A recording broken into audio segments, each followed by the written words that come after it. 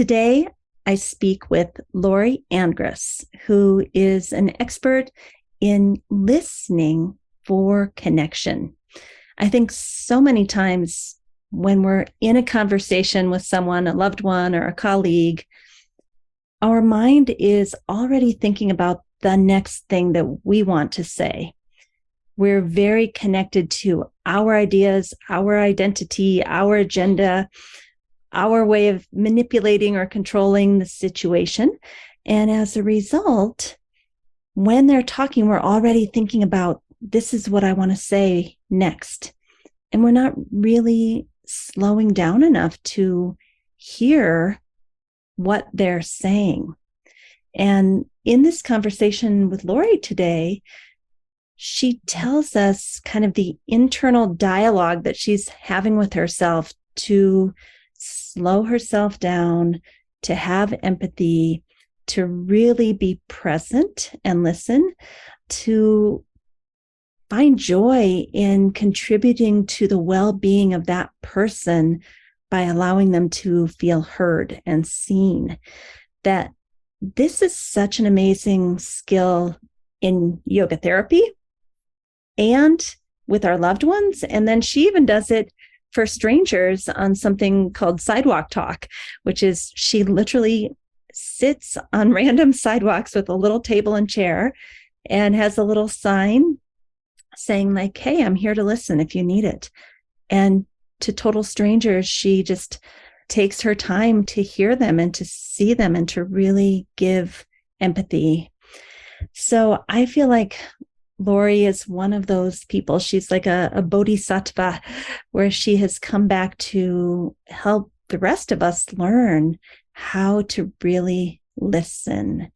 And then out of that comes proper communication, figuring out what your own needs are, figuring out how to make a request that can be heard by the other party. But for Laurie, the key is listening first and then communicating and getting both people's needs met. I mean, that's the ultimate goal of all of this, is that I'm really in touch with my needs. I'm understanding your needs. And now we come up with a creative solution because we're curious on how we can find that win-win to get both of our needs met. I think you're really going to enjoy today's episode. It will be helpful with your clients as well as with your family members and loved ones. The Best of Humanity today, the weekly award, goes to Alyssa Fenig. And I've been doing yoga business a long time, and I even teach yoga business courses. We start a new one every May. And what's interesting to me, and I tell my students this all the time, but I have to remember it. What's interesting to me is that having an outside reference point that can look at you and all that you're doing and really see your essence and help you to blossom that essence is critical. You can't do that work by yourself. So I've been working with Alyssa on kind of rebranding my website and all my social media and all of it with a new message that's much more focused and much more connected to my values and my essence and my being. And just being supported in this way and having that outside reference point to help me have clarity has been critical. It's a beautiful thing. And I think this is what we do as yoga therapists, but to have someone reflect that back to me, especially since I do it for others in their business, it's just a really lovely thing to have. So I want to thank Alyssa for being the person who is nurturing and taking care of me. And I'll just say that I highly recommend her as a branding coach and specialist. So thanks, Alyssa. If someone has made a difference in your life that you'd like to tell us about, you can call the number in the United States, 909-754-4092, and leave a 2-minute message about how somebody made a difference for you. And if you want, I'll put it on the air and talk about it with or without names. Welcome to the Yoga Therapy Hour podcast. My name is Amy Wheeler, and I'm your host. We are so happy to tell you all that's happening in the world of yoga therapy. And we love to find guests from all over the world so that we can share and learn and grow together. Please nourish yourself, take time for yourself, and really relax into listening to the podcast.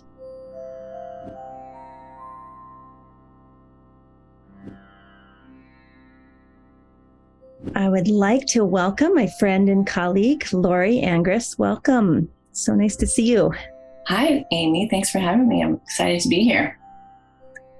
I've been looking forward to this particular podcast, Laurie, and also this topic of listening for connection.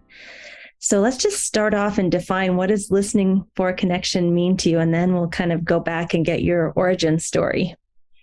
Yeah, listening for connection to me is really building on what we as humans are wired for. We're wired for connection in our nervous system and the way we connect with our birth mother. And when we listen and with the intention of connecting, there's a difference. There's a difference in the way the speaker is receiving your energy, and there is a quality of heart connection.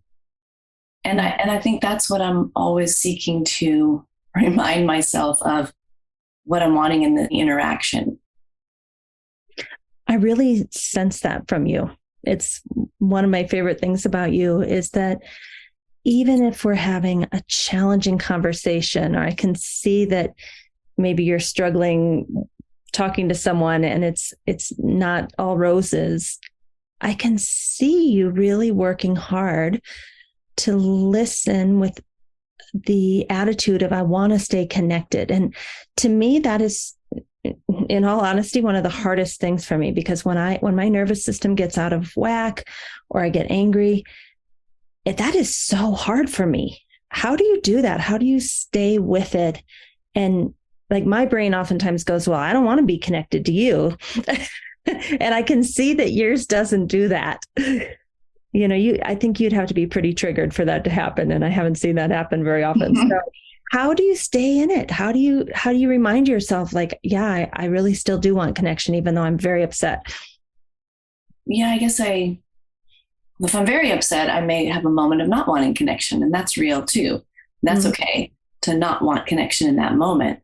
But if it's a relationship you're wanting to pursue, then you can come back and meet with that person again and kind of clear it up. But how I do it, this idea of staying present and grounded, is I use my yogic tools, frankly. And what I notice myself doing is watching the person breathe or not breathe. It happened recently. Someone talks really fast and has a lot to say, and I have a hard time keeping up. I think, wow. I just pause for a moment. I'm feeling my body, noticing my response to their rapid speech maybe. And then I find some empathy. Wow, they really have a lot to say. And then I think, well, let me be that for them. Let me be that person that's hearing them, because there's a need. And if I can help them get that need to be heard met, well, then in a way, I've contributed to their well-being. And that's what Marshall Rosenberg, the founder of nonviolent communication, he speaks of. Humans have an intrinsic desire to contribute to the well-being of others.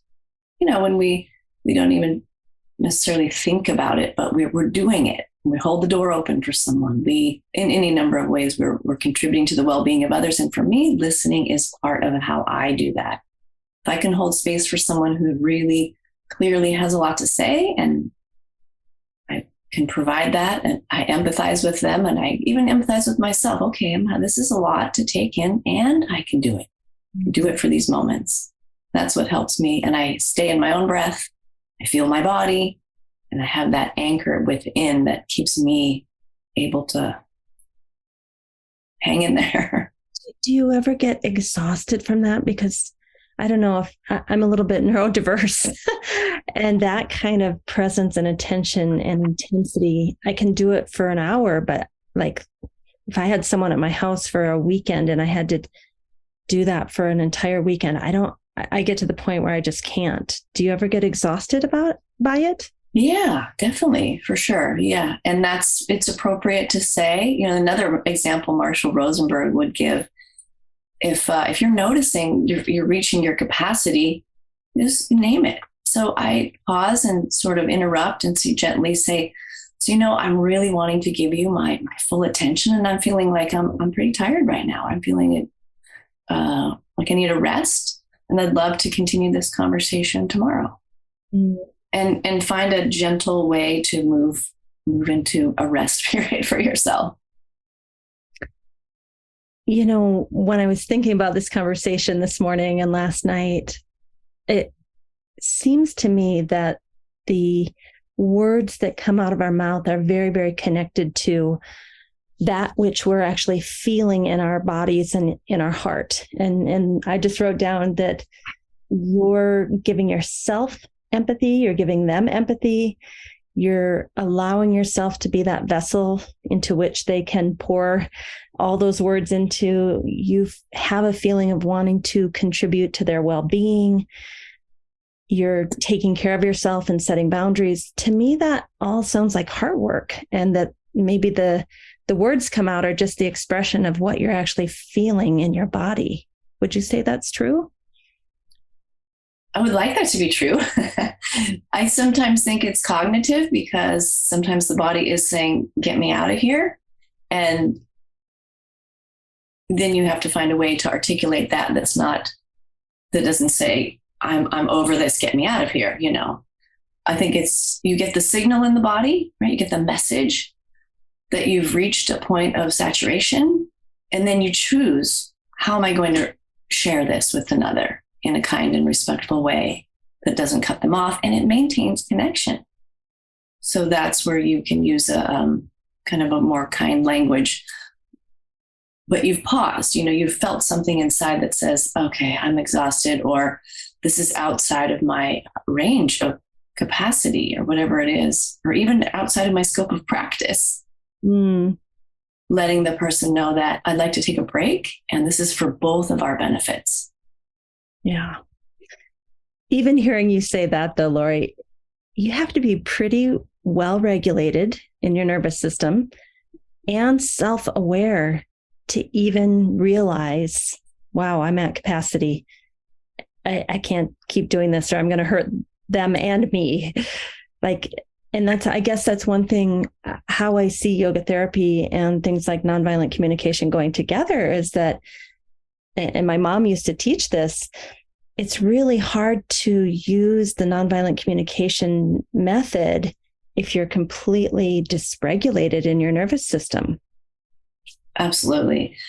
Yeah. And when my kids were younger, I may have gotten dysregulated, and maybe there's an outburst, and maybe you say something that isn't as, your ideal language, but there's always the possibility of coming back a few hours later or the next day and revisiting it. So, hey, I want to talk about how we got out the door yesterday. It didn't feel that great for me.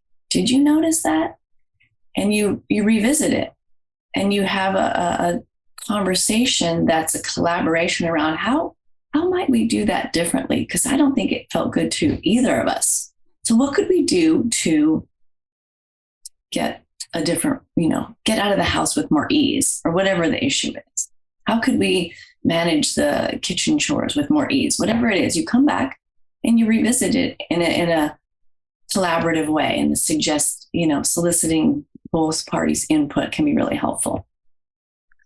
You're reminding me, George and I have been married for 20 years. And earlier in the marriage, I felt like if I had a thought, I had to get it out there, and he had to hear it right then. But as we've grown together, I can just take a mental note and be like, now is not the time.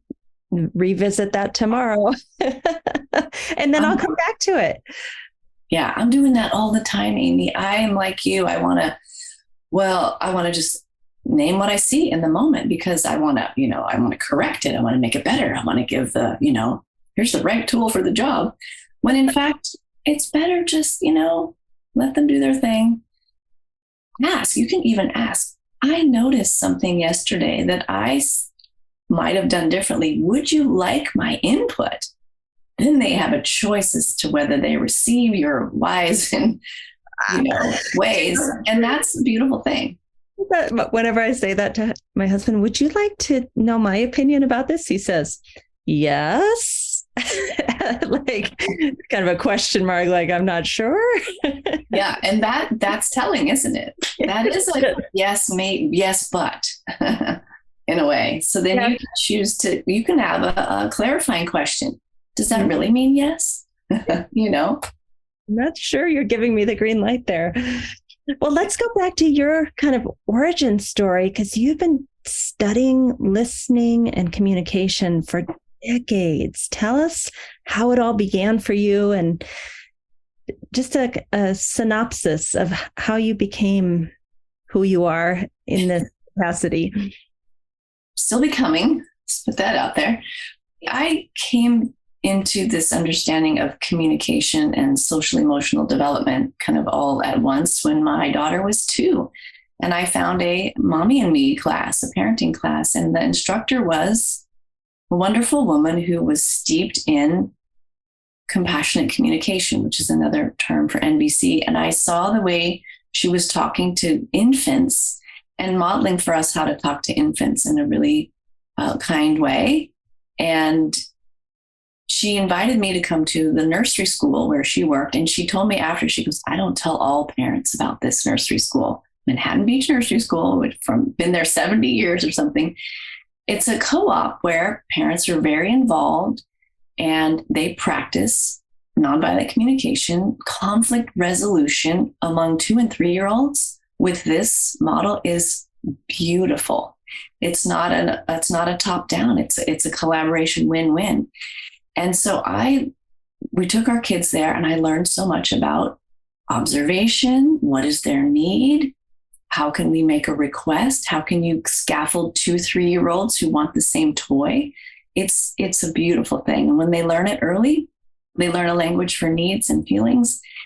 And so then that's how I parented. And I had to kind of even, advocate for it amongst my family members who thought I was a little bit, soft. And I thought, well, it's a little bit extra work to make your observations, talk about what your needs are. But the result is connection. And that was really powerful for me.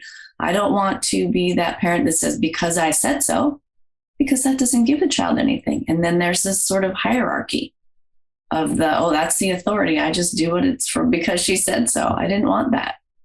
So then that led us to an elementary school and that would practice this nonviolent communication. That's where they asked us to read books on it and read books on social emotional development and communication. So that continued on. It was really powerful. The kids in class would make OFNR statements, observation. They would do, actually what they would do was thank yous after their play dates. They would say, when I played with you, I felt happy because my need for play was being met, or something like that. They did these sharings with each other. It was so beautiful.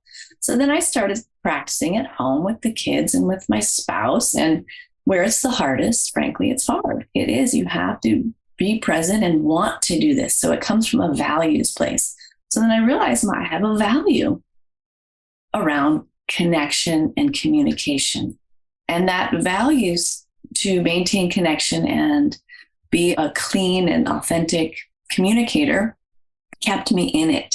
So then I started reading more books and I went to workshops with Marshall Rosenberg. I brought it into the private high school where I taught. I helped the faculty there kind of practice it and wrap their head around it. So it's been with me for a while. And then I heard about this organization called Sidewalk Talk.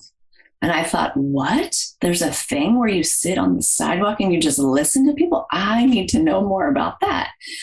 So then that was an expansion of the nonviolent communication practice into, okay, now I'm practicing it on the street with strangers.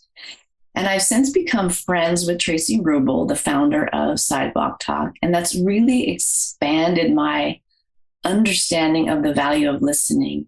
And she uses this beautiful imagery of a cozy fire. So when you're listening, can you imagine yourself as the warm, cozy fireplace?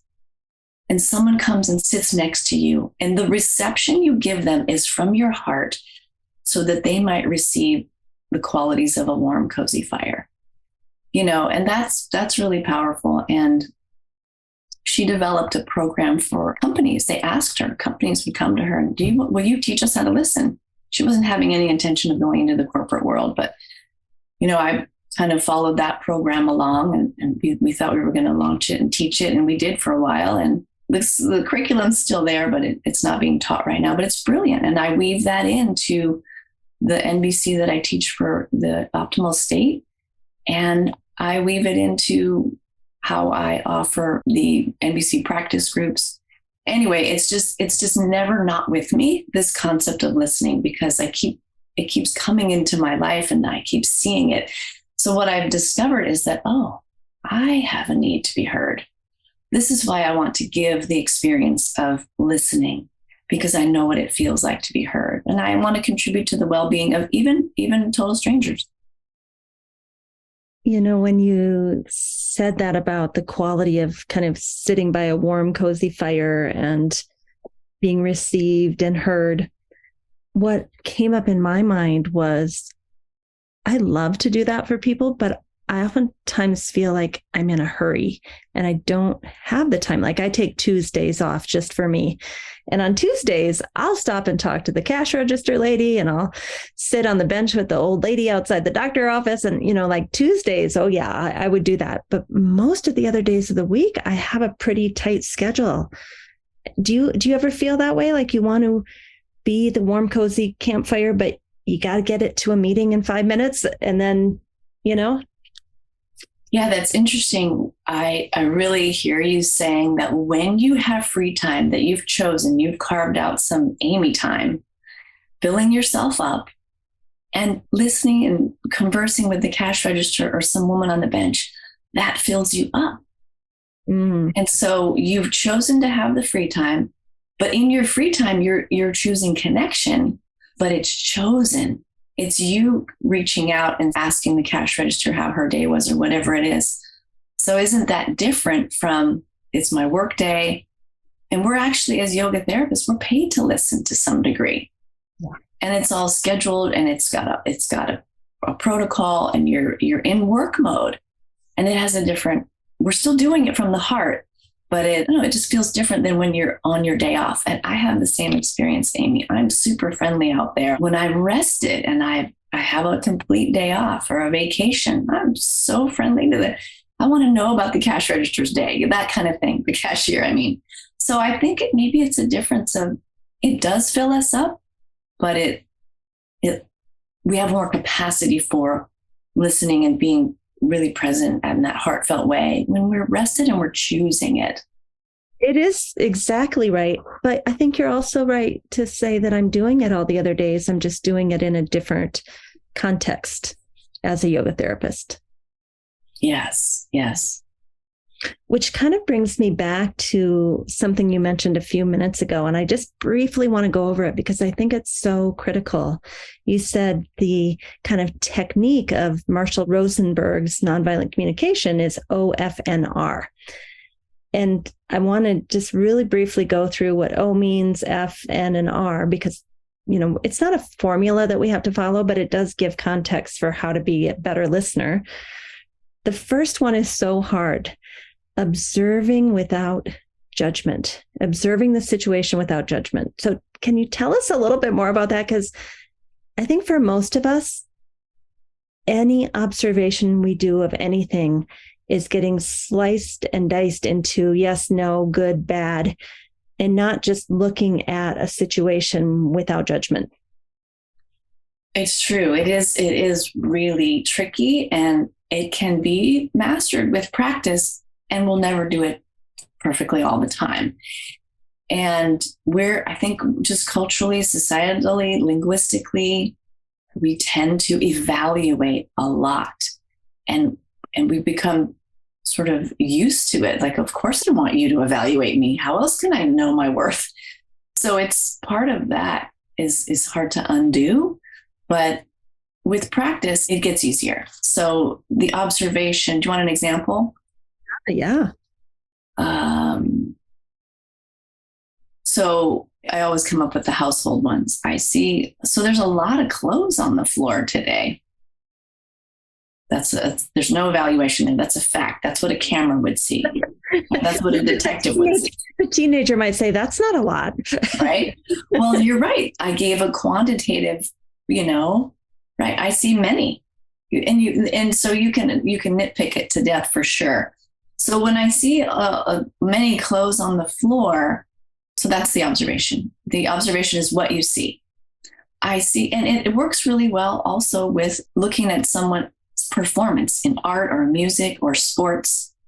I saw you make that play so effortlessly. That would be a way to acknowledge someone's effort without judgment. I see you use lots of green and red, and there's these vertical lines. Observation, as opposed to, you're an awesome athlete. You're a great painter. That's very evaluative, and that's a positive judgment, but it's still a judgment. So the observation takes out that evaluation, just the facts. Yeah.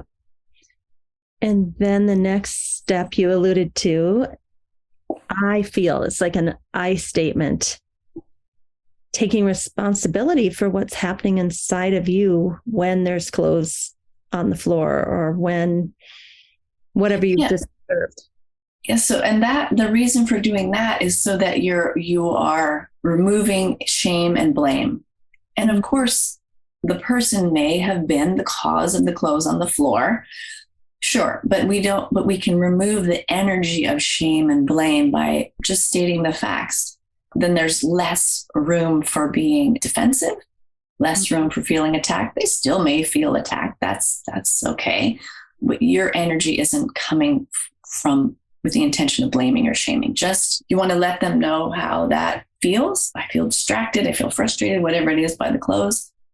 Or with the piece of art, I feel calm when I see those colors. Oh, wow. That's that's a pretty painting. So you speak, yes, you own your own feelings of what the observation is, how it arises in you. It arises as a feeling of frustration. It arises as a feeling of calm. And then the person has something to, oh, okay, there's a feeling that's been elicited. That's something to work with. I always find people are surprised at the feelings that are inside of me that have been elicited. Like, you can just see on their faces, like, wow, you cared enough to actually tell me how that impacted you, instead of, oh, thank you, that's nice, or something more generic. I find that especially when it's a positive feeling that's been elicited, that people it's almost like a little shock, like, oh my gosh, my XYZ made her feel that way. That's a beautiful compliment, Absolutely. And then it gives the artist or the athlete or the musician a feeling that they contributed to your well-being. And maybe that's even why they're doing their art or their music. And when you let them know how it landed for you, it's a piece of feedback that maybe they want to do more of that kind of thing. So just to be clear, like when we look at Marshall Rosenberg's work, there's a whole list of what we might call positive feelings that could be elicited. And there's a whole list of maybe what you might want to call negative feelings. And so I think sometimes we have to actually go to those lists to see what we're feeling. Yes, because they're nuanced. The list of feelings is very nuanced, and it can be helpful to kind of express yourself in something more nuanced than just happy, sad, mad, glad. And I've also seen sheets now around feelings that go into body sensations, which I think is interesting. Yes, so there's an emotional feeling, and then there's a sensory feeling, right? Mm-hmm. So there's an emotion. So NVC uses the word feeling, right, for the emotions, but we know that feelings can also be sensory, heat, soft, tight, warm, cold, yeah. And that's also helpful for working with something that's difficult. meeting the sensation of it is a powerful tool, which I might use in my practice. This Pamela Crane in a previous podcast, she talked about that. And I use that a lot. I learned that in my IRES training, how to do a co-meditation dyad where you're meeting the sensations as they arise that people don't even know necessarily that it's connected to an emotion until you unpack it a little bit. So that's important too. The other thing I love about feelings as sensations is, to me, that also takes a layer of judgment or shame out of it. It's just, oh, I've got this tight feeling over here on the right side near my liver. Like there's nothing judgmental about that. It's like, I wonder what that is about. Yeah, that's making an observation, isn't it? It's making an observation of the pure response in the body.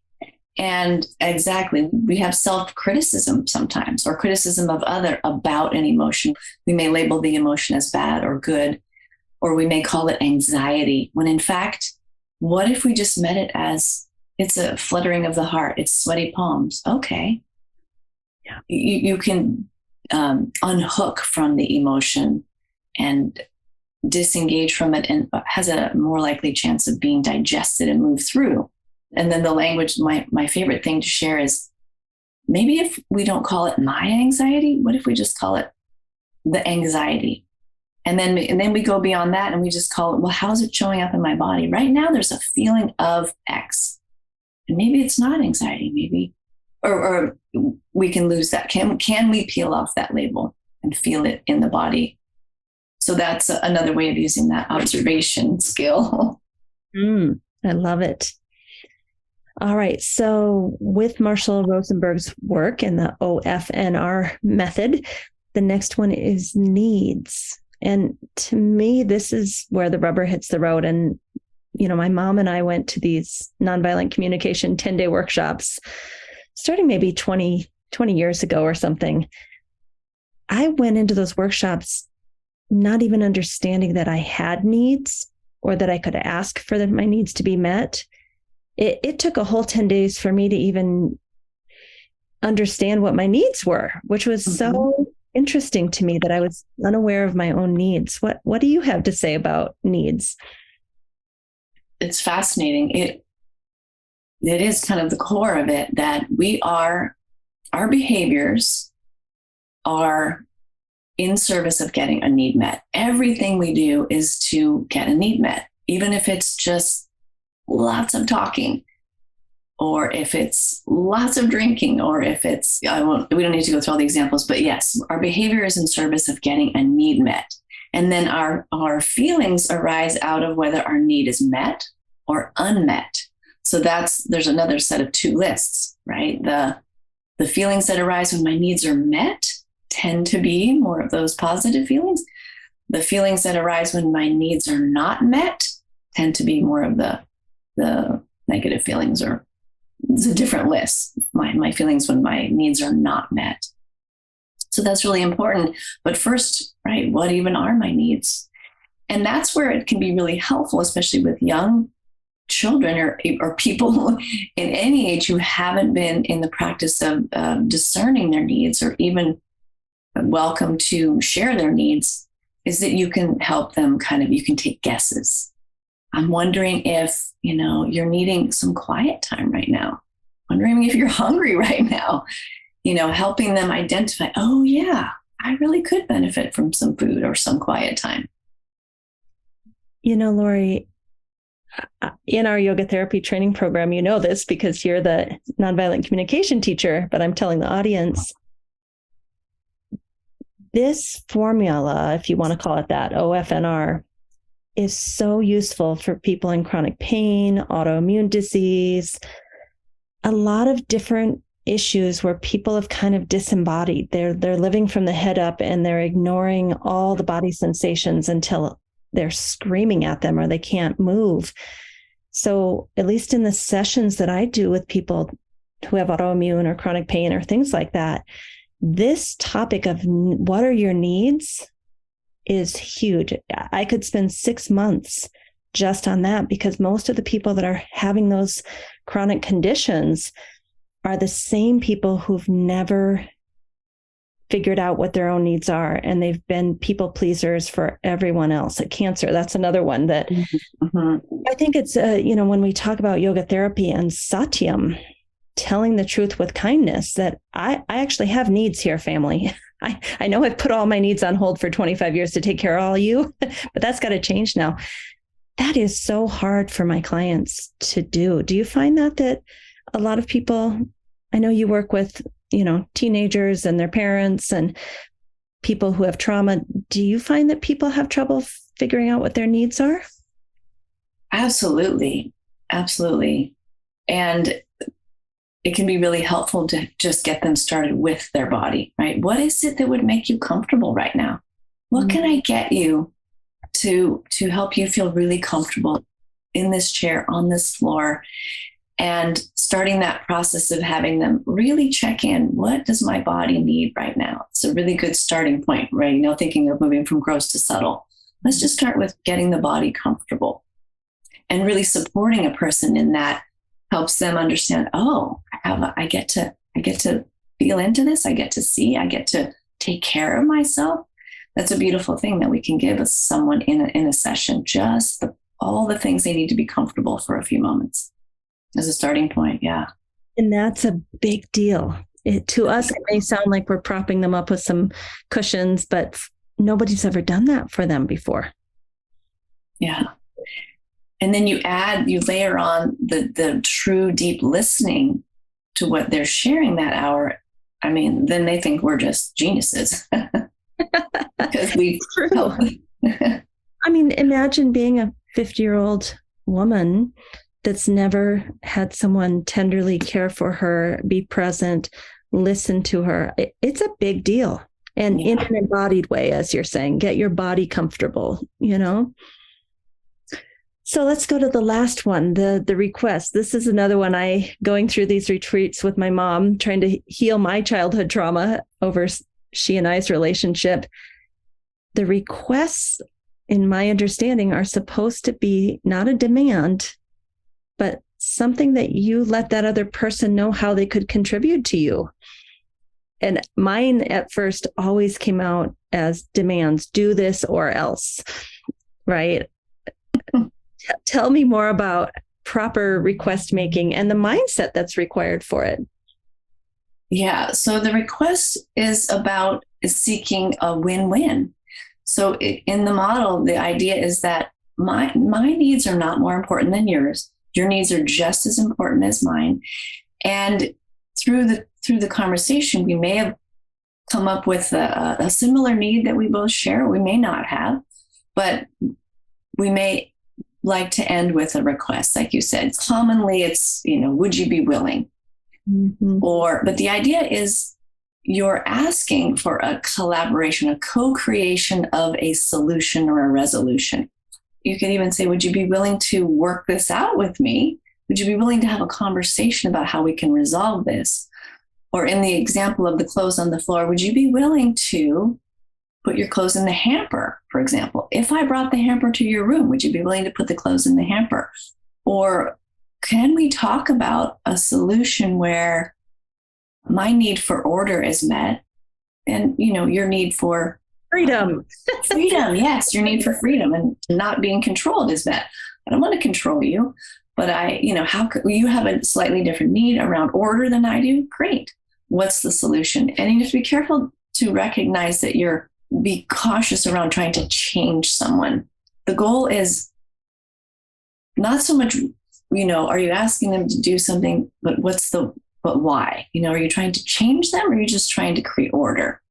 So we want to be mindful of that. We're not, what's the reason you want them to do it? Yeah. Not to change them, but to help make your life better. So, and that's why we share what our needs are, right? Not so that we're not wanting to change them. We're just trying to weave in the possibility of getting our need met while at the same time giving them their autonomy. So when you have that intention of maintaining connection within the relationship, getting your need met, and also having them have a say and get their needs met, come with it with that energy. you can have a conversation, and then that person gets to say, well, I don't care about the clothes on my floor, but I hear that you do. So I'd be willing to put them in the hamper, but, please put the hamper in my room, whatever it is. They're willing to collaborate with you because you've made a request for first the conversation and then the request based on getting your need met. Does that make sense? It does. And there's a part of me, I don't even have teenagers, but I did teach university for 25 years with teenagers. Like, that is a lot of work, Laurie, that unpacking that and going through all of this to kind of strategize together to figure out what both of our needs are. And then is there a strategy we can find that both of our needs could be met? And framing the request in a way that doesn't sound like a demand with a, consequence. Like, it sounds like a lot of work, but here's the thing that I've discovered about that. That is an investment in my clarity about what I want out of my life. When I have 2 or 3 or 4 conversations like this, and then I get clarity about my role and my needs and I'm like, oh, I guess it's for me like a stitch in 9 saves time. Is that it? Yeah, I think that's the name. That's how you say it. Where you put in the investment into the relationship, that relationship grows and you don't hopefully have to continue to struggle forever, right? And you get this added bonus of clarity about your needs and your feelings and how your mind works, really. 100%. Yes. And it is extra work, but is it work or is it communication? You can have fun with communication. And it's like, how can I go at this creatively? Because what's my underlying intention and my underlying value is connection. I don't want to lose connection and be the bossy authoritarian parent. I want connection. I want a resolution we've come to as a win-win. Both parties feel heard, both parties feel honored, really important. And yeah, it takes more time. It's way easier to say, put your clothes in the laundry, or, taking your devices away, or all threatening or fear-based. I mean, it's easy to do that, but what does the other party feel?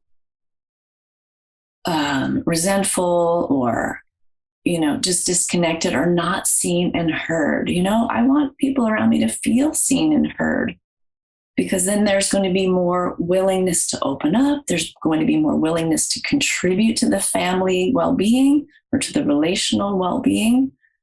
So I'm giving in order to receive in a way. It's not manipulative, but it's my desire for connection. I want to uphold my side of it so that the connection isn't broken. And it's an invitation also to please share your needs. What is it that you're needing? How can I support you?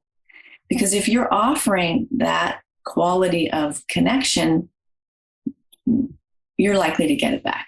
Right? Your family will want to contribute to your well-being. And if they don't over and over and over again, then something's really going on with them. And then you get curious about that. Curiosity is a big part of this too. What's going on with you? Is there anything you'd like to let me know? And that conversation can only happen if there's been connection that's been built over time and maintained, that your relational partner, whether it's, any type of relation, is going to want to share with you openly. They will more likely want to be open with you if you have demonstrated being able to listen and hear truly what their values and needs are. And I also want to say there are times where the other party actively decides not to hear your feelings and needs and actively decides not to honor your request. And that's okay too, but at least we have clarity, right? That I felt this way. These needs weren't being met. I requested this multiple times and you've decided not to. So at least we're clear. And the strange thing about that is, in the separation, if that's what happens, you just feel lighter, more spacious, more like, okay, well, somebody had different needs than I did. It's not going to work at this time. but there's a light quality to it as opposed to blame, shame, you didn't do it, you're wrong, I'm right kind of feeling. Yeah, absolutely. You're acknowledging their state of being, their state of mind, and you're not making them wrong for it. But you're taking care of yourself, right? If you're having a person, okay, let's take some time apart or whatever it is. It's a bit of a healthy boundary. Yeah. Tracy Rubel likes to share this quote from Randy Buckley. It's boundaries are values in action. So if you value connection, if you value communication, you value trust, then it's okay to create a limit around how much you're going to engage with that behavior or have a boundary in service of your value of connection. That's how I see my value of connection. Sometimes you need to have some distance to maintain the connection. Mm-hmm. So important. We have so much we could talk about, but you had mentioned just before we got on, and I don't know if this could be a, shorter synopsis, but there's a Yoga Sutra 317 that you and I have talked about that really goes into listening and hearing. Could you tell us a little bit about it? I'm not super expert on deciphering the meaning of it, but I think it's considered a siddhi, this power of getting the knowledge of all language and beings. Is that how you interpret it? Yeah. Yeah. So, and I think that listening is a superpower. It is one of our yoga therapy tools. It is a skill that takes time to develop. And the sutra talks about our associations with words, our associations with even sounds, and how they can be colored by our interpretations. We have biases that come into it. And what's important is to recognize that we all have biases and assumptions.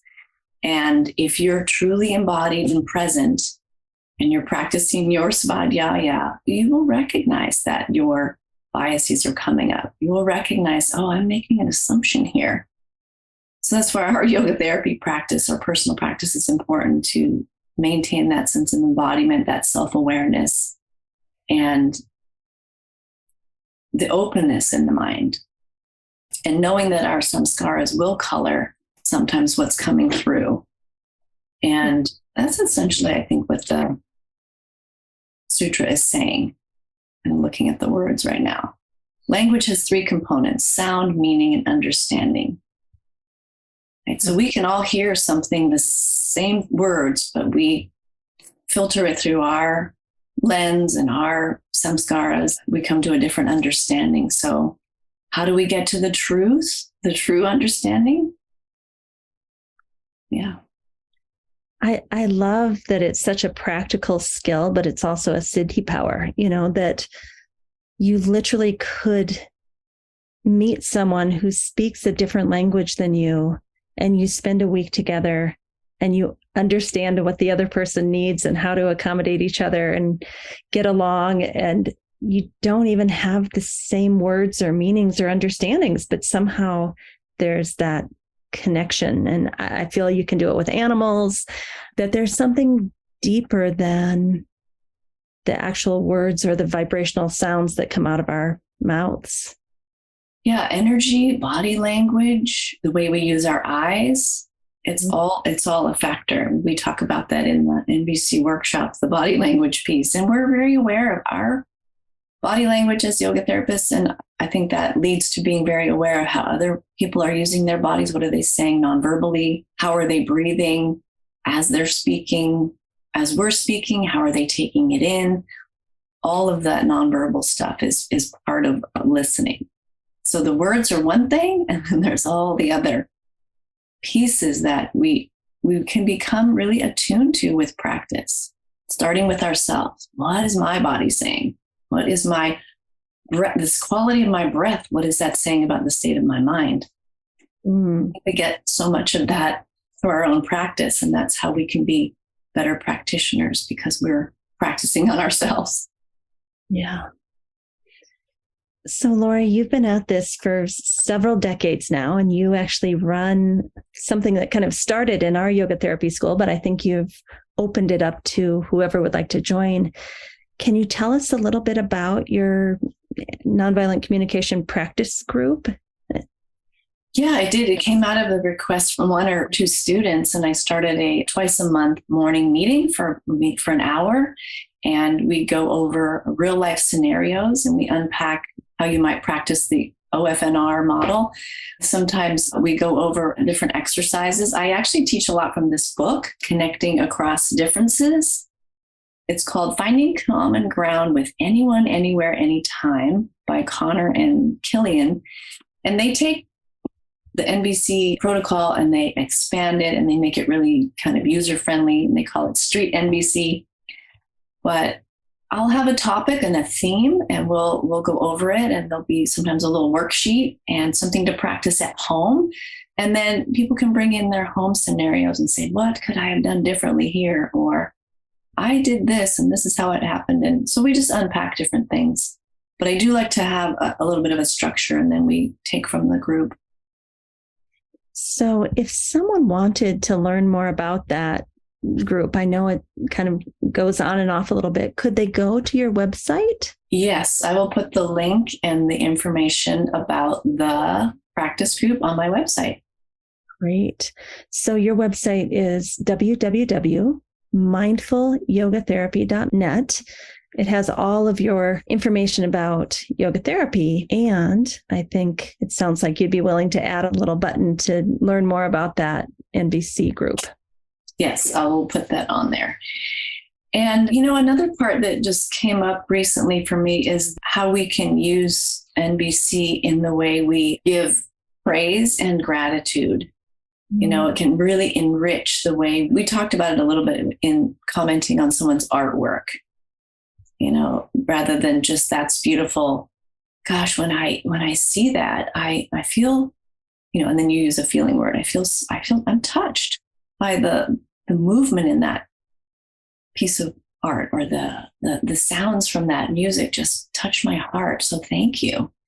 And it can be that simple. And when you give gratitude, thank you for the candle is nice, but receiving that candle from you, I really appreciate you thinking about me. And that scent was one of my favorites. And so thank you for remembering that I had spoken of vanilla. That kind of a thank you, is so anytime you have the chance to express your feelings about something, whether it's an artwork, a music piece, or a gift you receive, can always weave in the way it made you feel, because that enriches the giver's experience of how they contributed to your well-being. It reminds me, whenever I get a gift, I always try to follow it up a week or two later with like me using the new food processor and a little video and sending it to the person, or just something kind of visual to let them see how much I'm enjoying it. And I think that's what you're talking about. You're saying you can do it with words, but a lot of times my little videos a week later, it's kind of the same thing. Like, look how amazing this is and how much you've contributed to my well-being. Absolutely. Absolutely. That is such a lovely, that's better than a thank you card in a way. My sister-in-law, whenever I give her a gift, the next time I see her, she'll be wearing it, or she'll have it displayed. It's that is a deeper thank you. Yeah, I really appreciate that. Laurie, I would like to know, it's kind of a hard question, and I think of it for myself quite often, but like 5 years, 10 years, 15 years from now, maybe even the end of your life, like what do you want to know that you stood for in this life? Or what do you want to know about the way you contributed to others' well-being? Is there like an end game for you that you're aware of, or not? Yeah, it's a great opportunity for reflection. And it does have to do with connection and communication. I want to be remembered for being a honest, heartfelt communicator and a warm, heartfelt listener. It's really that simple. I want to be remembered for how I made you feel. Hopefully I contributed to your feeling seen and heard and accepted just as you are. that's the other side effect of really seeing and hearing someone without judgment. They get a moment of, oh, maybe I'm okay just as I am. It's a nice thing to be able to impart. Yeah. And in 5 years, I want to keep listening. I do want to get back out on the sidewalk for sidewalk talk.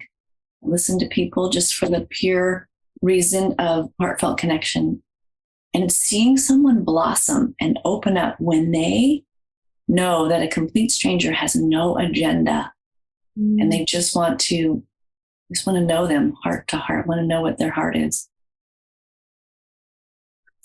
Yeah. You said it's so simple, but honestly, what you've just described is nothing short of a miracle. To be that present for someone and let them feel heard with no agenda, like that is so rare and such a precious gift. So thank you for offering that to the world and continuing, as you said, to develop in this area over many, many decades. Is there anything that we haven't talked about that you'd like to finish up with today, or do you feel complete? Yeah, I got in the piece about observing art or sport or music. I got in the piece about a thank you, a rich gratitude. And, another piece is when you're practicing listening to others is one thing, but can you practice listening to your own self-talk? As yoga practitioners, we are in the practice of self-observation. So can we observe our self-talk? When it's positive, when it's negative, notice that it is and make observations around that. Practice that observing on the patterns in your own mind. That'll give you practice for observing the patterns in other people's behavior. Yeah, I can really relate to that. My husband has this really lovely habit of helping me walk out to the car. So he carries my bag and my purse and my drinks and then wants to kiss me goodbye and wish me well for the day and be safe. And it's such a lovely gesture. And sometimes I get really annoyed because then he's standing there and he's smiling at me until I pull out, but I don't have time to make sure I have my phone and make sure I have my glasses and, get myself in order.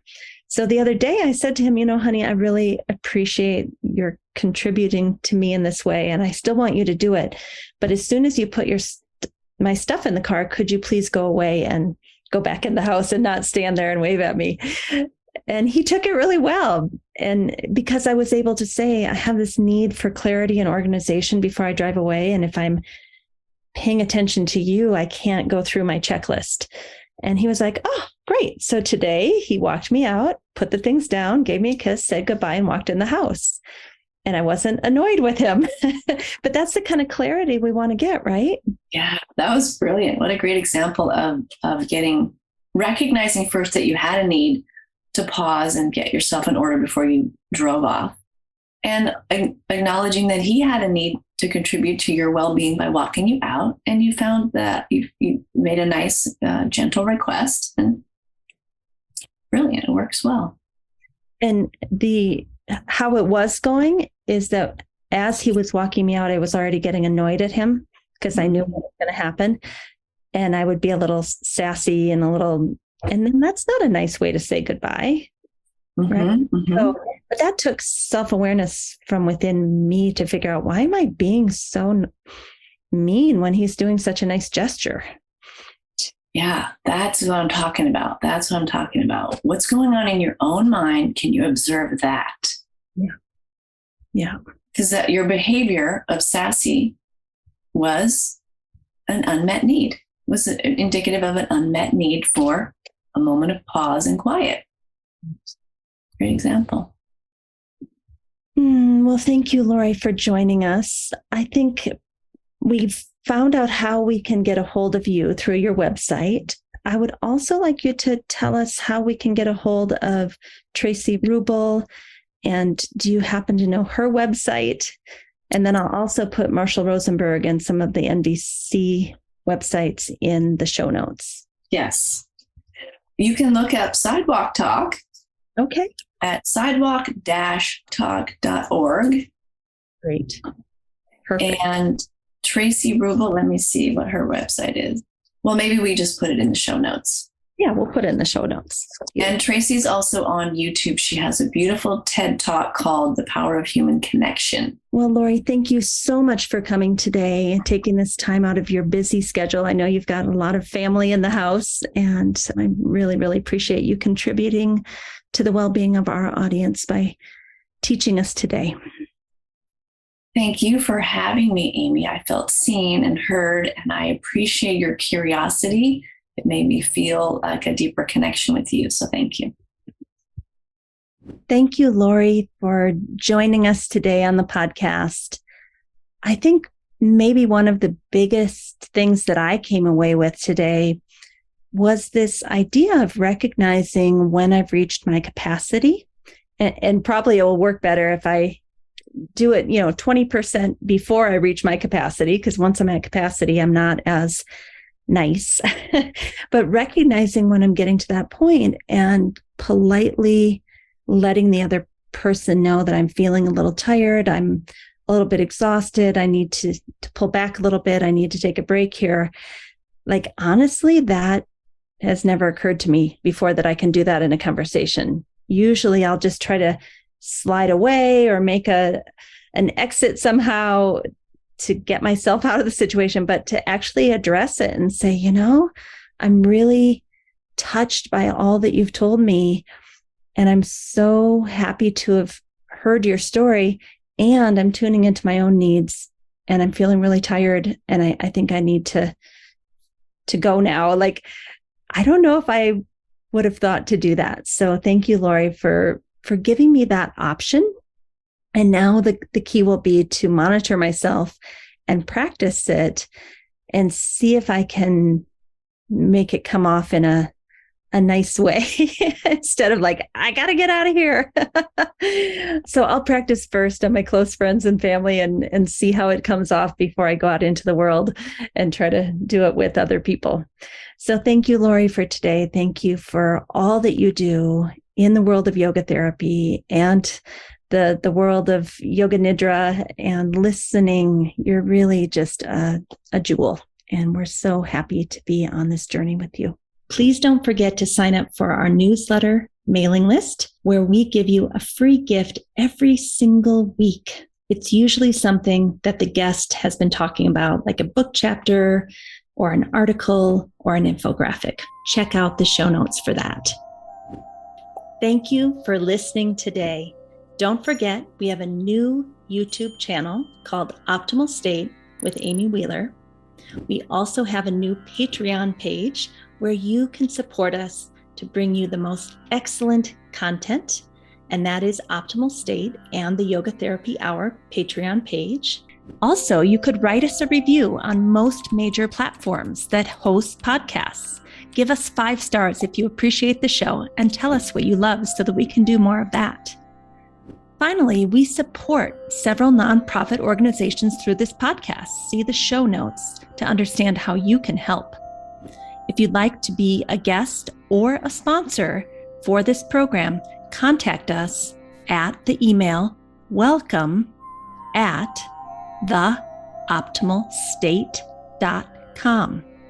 welcome@theoptimalstate.com. And finally, a special thank you to our team here at Optimal State. We are truly a global family. George Mantuan, one of our executive producers. Adam Satchel, senior media producer and sound engineer from the Philippines. Krishna Panchal, a producer from Canada. Modupe Abdullahi, who does the show notes and is an editor for us from Nigeria. And Peter Morley, who wrote and produced the music for this show, who lives in Australia. Find more about Peter's work at www.zenmusic.biz. Thank you for listening, and we'll see you next time.